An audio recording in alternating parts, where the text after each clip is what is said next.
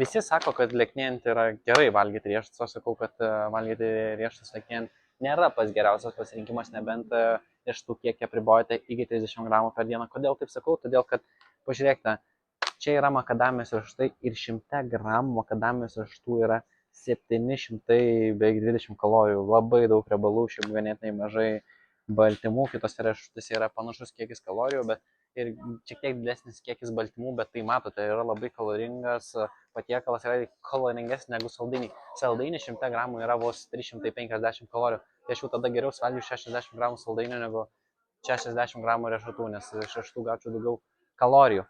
Tai vėlgi, kiekvieną kartą, kai jūs norite sulieknėti, tai žiūrėkite, ką perkate parduotuvėje, kokius produktus renkasi, pasižiūrėkite, kokia jų yra maistinė vertė. Nes nereiškia, kad produktas sveikas, jis bus geras pasirinkimas lieknėjant. Jeigu norite gauti daugiau patarimų apie lieknėjimą, tai pakomentuokite ką nors apie šį video ar užduokite man klausimą, į kurį atsakysiu kitoje